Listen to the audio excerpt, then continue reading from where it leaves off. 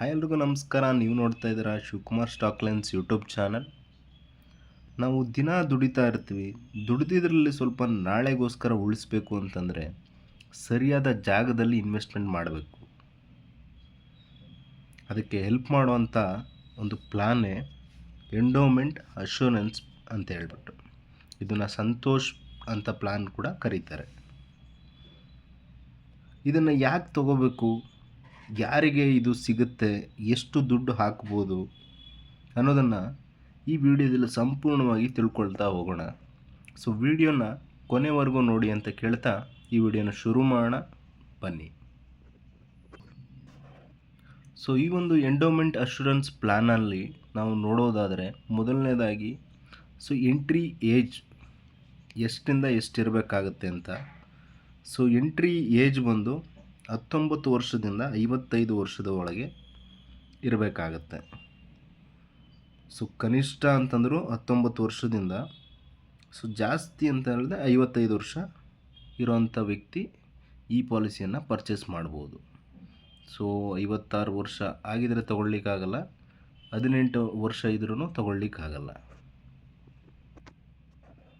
So ಎರಡನೇ criteria ಬಂದು limit of some assured ಅಂತ, ಅಥವಾ ಲೈಫ್ ಕವರೇಜ್ ಅಂತ ಕೂಡ ಕರೀತಾರೆ. ಈ ಲೈಫ್ ಕವರೇಜ್ ಎಷ್ಟಿಂದ ಸ್ಟಾರ್ಟ್ ಆಗುತ್ತೆ ಅಂತ ಹೇಳಿದರೆ ಮಿನಿಮಮ್ 20,000 ಕವರೇಜಿಂದ ಸ್ಟಾರ್ಟ್ ಆಗುತ್ತೆ. ಸೊ ಮ್ಯಾಕ್ಸಿಮಮ್ ಅಂತ ಹೇಳಿದರೆ 50 ಲಕ್ಷವರೆಗೂ ತೊಗೊಬೋದು. ಸೊ ಇದು ನಾವು ಕಟ್ಟುವಂಥ ಪ್ರೀಮಿಯಮ್ ಮೇಲೆ, ಕಂತಿನ ಮೇಲೆ ಡಿಪೆಂಡ್ ಆಗುವಂಥದ್ದು ಕವರೇಜ್. ಸೊ ಅದು ಮಿನಿಮಮ್ 20,000, ಸೊ ಮ್ಯಾಕ್ಸಿಮಮ್ 50 ಲ್ಯಾಕ್ವರೆಗೂ ಕವರೇಜನ್ನು ತೊಗೊಬೋದು ಈ ಒಂದು ಎಂಡೋಮೆಂಟ್ಸ್ ಅಶ್ಯೂರೆನ್ಸ್ ಪ್ಲ್ಯಾನಲ್ಲಿ. ಸೊ ನೆಕ್ಸ್ಟ್ ನಾವು ನೋಡೋದಾದರೆ ಮೆಚುರಿಟಿ. ಸೊ ಮೆಚುರಿಟಿ ಯಾವಾಗ ನಾವು ಕಟ್ಟಿರೋ ಅಮೌಂಟು ನಮ್ಮ ಕೈಗೆ ವಾಪಸ್ ಸಿಗುತ್ತೆ ಅಂತ ನೋಡೋದಾದರೆ, ಸೊ ಇದು 35 ವರ್ಷ ಅಥವಾ 40 ವರ್ಷ, 45.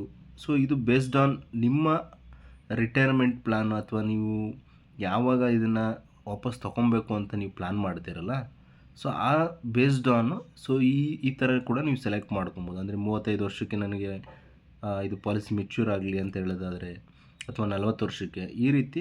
ಸೊ ಅಪ್ ಟು 60 ವರ್ಷದವರೆಗೆ ಮೆಚುರಿಟಿಯನ್ನು ನೀವು ಪಡ್ಕೊಬೋದು. ಸೊ ಇದರಲ್ಲಿ ಒಂದನ್ನು ನೀವು ಸೆಲೆಕ್ಟ್ ಮಾಡ್ಕೊಬೋದು. So next loan facility. So loan facility, so ನಾವು ಪಾಲಿಸಿಯನ್ನು ಕಟ್ಟಿ 3 ವರ್ಷ ಆದಮೇಲೆ ಈ ಲೋನ್ ಫೆಸಿಲಿಟಿಯನ್ನು ಪಡ್ಕೊಬೋದು. ಸೊ ಫಾರ್ ಎಕ್ಸಾಂಪಲ್ ನಿಮಗೆ ಇಮಿಡಿಯೇಟಿಗೆ ಏನೋ ಫಂಡ್ ಬೇಕಾಗಿರುತ್ತೆ, ಎಮರ್ಜೆನ್ಸಿ.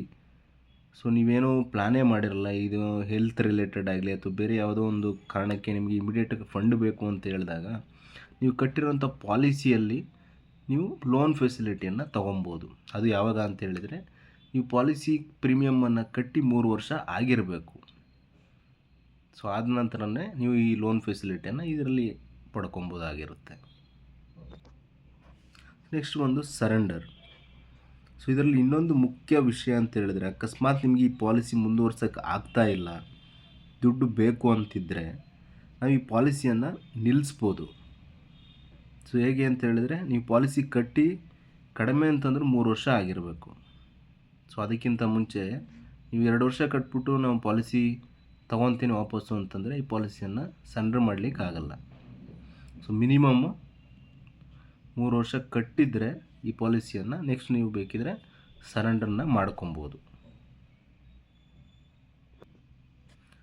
ಸೊ ಇಷ್ಟೆಲ್ಲ ಕ್ರೈಟೀರಿಯಾನ ಒಳಗೊಂಡಿರುವಂಥ ಈ ಎಂಡೋಮೆಂಟ್ಸ್ ಅಶ್ಯೂರೆನ್ಸ್ ಅಥವಾ ಸಂತೋಷ್ ಪ್ಲಾನ್ ಕ್ರೈಟೀರಿಯಾ, ಮಿನಿಮಮ್ ಕ್ರೈಟೀರಿಯಾಗಳನ್ನು ನೀವು ಇವಾಗ ನೋಡಿದ್ರಲ್ಲ ಫ್ರೆಂಡ್ಸ್.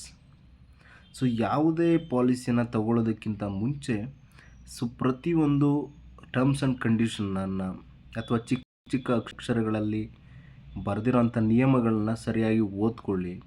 ಗೊತ್ತಿರೋ ವಿಮಾ ಏಜೆಂಟ್ ಅಥವಾ ಏಜೆಂಟ್ ಯಾರಿರ್ತಾರೆ, ಇನ್ಶೂರೆನ್ಸ್ ಏಜೆಂಟು, ಅವರನ್ನು ಕಾಂಟ್ಯಾಕ್ಟ್ ಮಾಡಿ ಅವ್ರ ಹತ್ರ ಹೆಲ್ಪನ್ನು ಪಡ್ಕೊಂಡು ನೀವು ಪಾಲಿಸಿಯನ್ನು ತಗೊಳ್ಳೋದಕ್ಕೆ ಮುಂದಾಗಿ.